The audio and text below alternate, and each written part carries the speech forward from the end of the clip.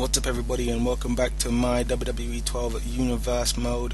And the reason why you're seeing the SmackDown card is because, well, to be honest with you, I don't know what the reason is.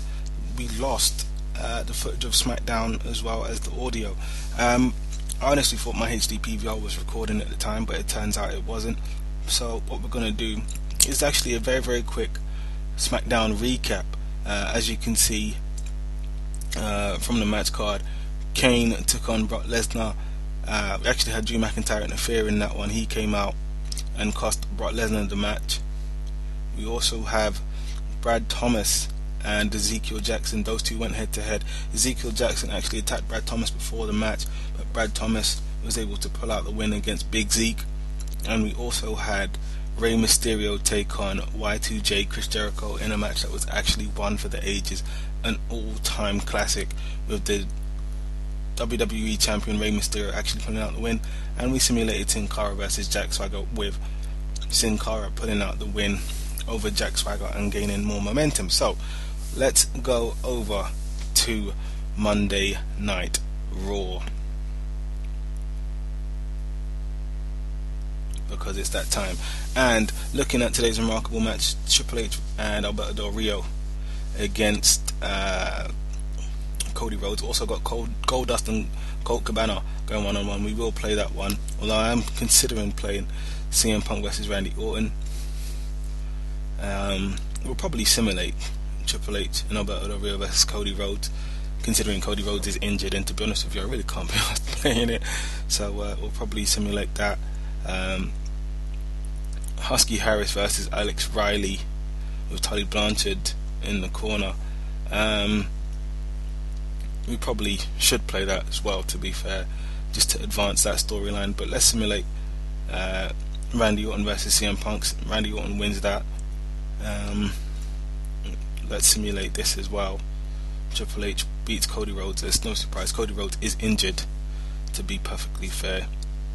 But let's play these two matches. Husky Harris versus Alex Riley with Tully Blanchard in his corner, and Goldust versus Colt Cabana as well in the main event. So turning entrances off, if I can actually talk. Turning entrances off as per usual for this one.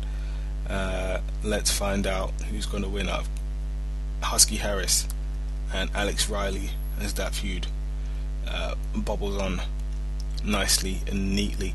Now, the last time Husky Harris and Alex Riley were supposed to face off, which was last week, it was supposed to be in a tag team match.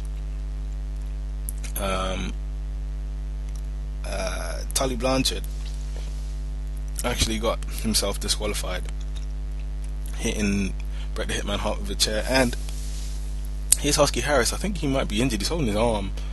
I don't know if he's going to be able to compete tonight. This is one of those things that the family seems to do. Bret Hart's now come out, they're shaking hands, so it looks like Bret Hart's going to take Husky Harris's place. But this is a thing that the family seem to do. You know, Michael McGillicuddy did it to Brad Thomas. Mason Bryan, who, for all intents and purposes was hired by the family to take up Brad Thomas, he did it. You know, so this is the trait of the family and its members.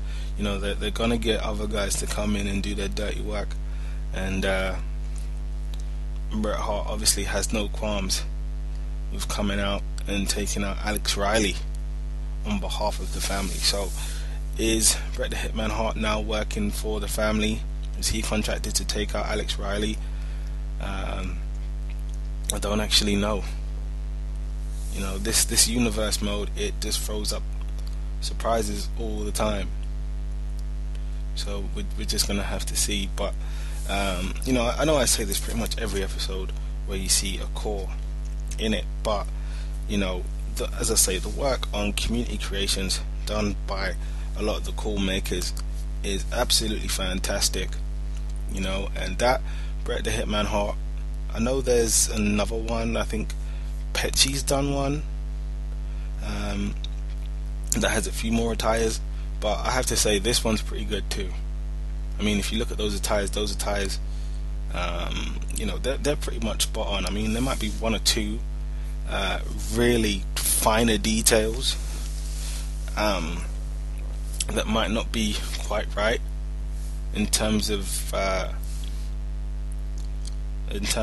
his ring gear, but I mean the majority of that, as I say, spot on, and it looks fantastic. So well done to those guys for getting such a there's a couple really really good Bret Harts on community creation. So if you don't have one for your own game or your own universe, I would suggest checking it out.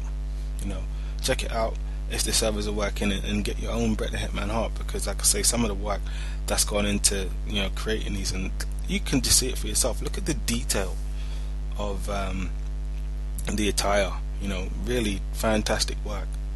And so if you want one, you can go and get one yourself. The only thing, and stuff like that is really my point. Sometimes in terms of the moveset, a couple moves may be off. I don't recall seeing Bret Hart doing a move like that. I think he may have done like a slingshot shoulder block once or twice, maybe. I know he did the suicide dive. I know he did that. I remember him doing that on several occasions, but I don't remember him doing any overly acrobatics from the apron into the ring. So what I'm gonna have to do, I'm gonna have to check to see if this Bret Hart is actually editable, and then change up a couple of his moves, to be fair, because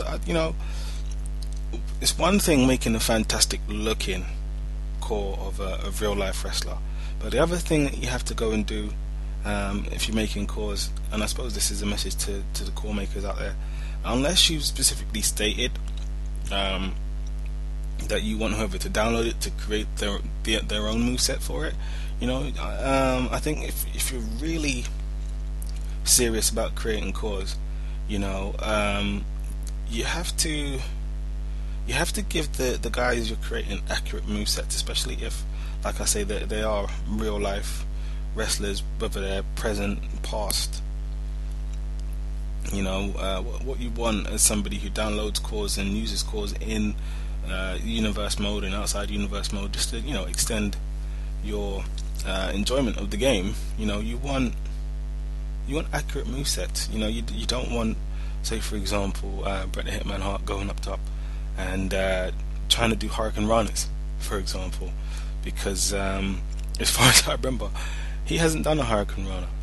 So you just want accuracy. That's what you want in terms of the moveset, as well as the attires. And I know that the attires take a long time, because like I say, the detail on something like this attire is ungodly, and it would have taken quite a bit of time. But you also want, like I say, accuracy in the moveset as well. And this is what I want someone to explain to me, right? Because I know in SmackDown vs. Raw 2010, that was the last SmackDown vs. Raw game I had. I didn't get 2011. Even when somebody was at ringside and distracting the referee, right? If somebody tapped out, you still won the match, right? I'm not even disputing the fact that the referee was distracted. What I'm disputing is the fact that when Alex Riley tapped out to that sharpshooter, he was clearly in the referee's line of vision. So you can't say to me that the referee didn't see it, because he clearly saw it. So why he didn't give that as a decision, I have no idea. And now I have to go for, I think this is like the third, or potentially going to be the third signature that I'm going to hit him with in this one. And really, Alex Riley was beaten a couple minutes ago. So I just think that the hardest working man in the WWE, Charles Robinson, really should have given that. There's no reason for him not to give that, in my opinion. It was in his line of vision. It wasn't something that he couldn't see or didn't see. So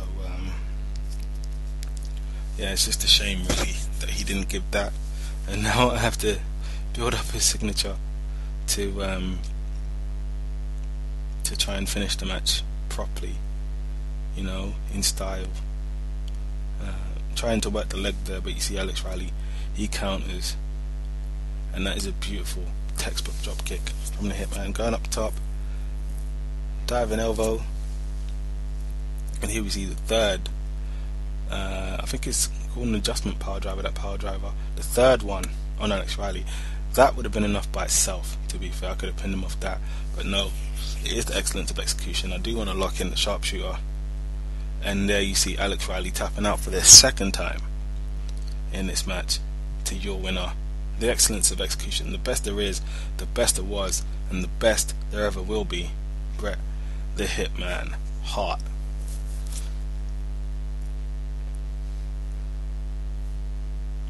And what's happening here? Tully Blanchard with a pipe. Damn. What's going on between those two? I don't know. I have to say that this universe mode, it's beautiful in the way that it always throws up a surprise. It really is. But the last remaining match on the card, and we're gonna go through the spontaneous entrances off. Obviously, Goldust versus Colt Cabana. Can Goldust make it 2-for-2 against the Second City Saints? We're gonna have to wait and see, but that's what he's going for. He already beat CM Punk in a non-title match, and I think he already was, according to the rankings, number one contender. But after he beat CM Punk, definitely number one contender. And you know what we're gonna do? We're gonna be a fan. We're not actually gonna play this one. We're gonna let the computer decide who is gonna come out on top in Raw's main event. So, me being a fan just like you guys, I want you to leave your predictions as to who you think is going to win out of Goldust and Colt Cabana.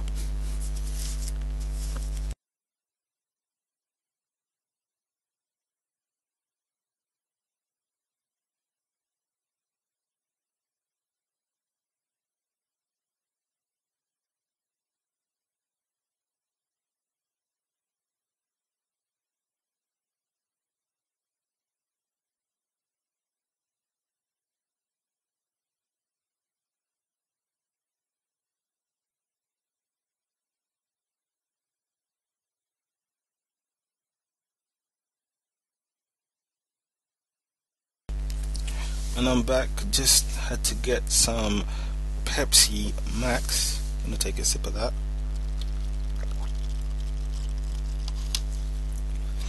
Good stuff. And looking at this one's been pretty even. Really difficult to tell who's gonna come out on top. And there's a full Nelson from Goldust.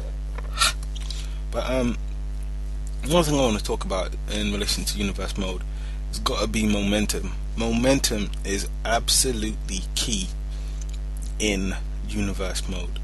If a guy has a lot of momentum, he suddenly becomes very, very difficult to beat. I know, for example, that Goldust gained some momentum in becoming number one contender and then defeating the US champion CM Punk. But one guy who's absolutely white hot and has been white hot over the last few weeks, Colt Cabana, he's been on a bit of a winning streak. Him and CM Punk, when they team together, all they seem to do is win. Not to quote DJ Khaled or anything, but they win. That's what they do. But his momentum would have taken a knock ever so slightly at Vengeance when he faced Triple H. But even in that, right, the thing that I want to point out about Vengeance and his match with Triple H, which was, an absolute classic for me, the thing about that match was both of those guys had a lot of momentum, and even though Triple H ended up winning, when Colt Cabana hit that Colt 45, if he had dragged Triple H away from the ropes and pinned Triple H, we would have been looking at a two-time world heavyweight champion in Colt Cabana. You know, he would have beat Triple H. He was really that close. Why he didn't move Triple H, drag him away from the ropes, hook the leg, and go for the pin is beyond me. That's what he should have done. But you know, as I was saying, momentum absolutely huge in this game. It makes guys who you'd normally say you'd beat easily, they become a lot harder, and the guys who, you know, were really good anyway, once they get momentum, you know, God help you trying to beat them, you know, unless it's Extreme Rules match or a Falls Count Anywhere match or a Last Man Standing match where you can bring the weapons in, you know, and use those to wear them down. You know, straight out and out wrestling, very, very difficult to beat. You're gonna have to bring your A game against those guys. But there you see Colt Cabana bringing out the elbows. Was he gonna go for the Colt 45 there? And Goldust counted probably. There's a side headlock takedown from Colt Cabana, and he's gonna slam Goldust's arm to the mat. Work on that. From the top, what a leg drop from Colt. Is he gonna go for the pin? No. Goldust counters. I'm not really sure what that move's called. Gotta go for the pin. 1, 2, but Colt Cabana kicks out. Thought it was over. And here comes Vladimir Kozlov. What the hell is Vladimir Kozlov doing out here? But Goldust has got Colt Cabana. Shattered Dreams in the corner. I love that move. That move's fantastic. Goldust goes outside and comes back inside. I thought he was going to go and attack Vladimir Kozlov, but Goldust setting Colt Cabana up. Curtain call. Why does he pick him up? Why didn't he go for the pin? Why does he pick him up? If he goes for the pin, I'm pretty sure he wins. Why does he pick him up? Is it just that he wants to, you know, dish out some more punishment? Why didn't he go for the pin? He would have won. But anyway, back comes Colt Cabana. Big chop. Ric Flair is in the building. And that's a nice arm drag as well. Turns him around. Belly to back suplex, backdrop suplex. Oh, what a nonchalant pin. 1, 2, and Goldust kicks out. Woo! What a chop that was. There's a forearm from Goldust, and another one. Irish whip into the corner. Goldust with the punches. 1, 2, 3, and Colt Cabana shoves him off. He's had enough of that. It's another big chop and the forearm. Goldust counters with a front face lock and an elbow, and then Goldust with another front face lock. But that's countered. The go behind from Colt Cabana. Inverted atomic drop, or atomic drop. I forget which one it is. Someone leave it in the comments. It's gonna go for the pin.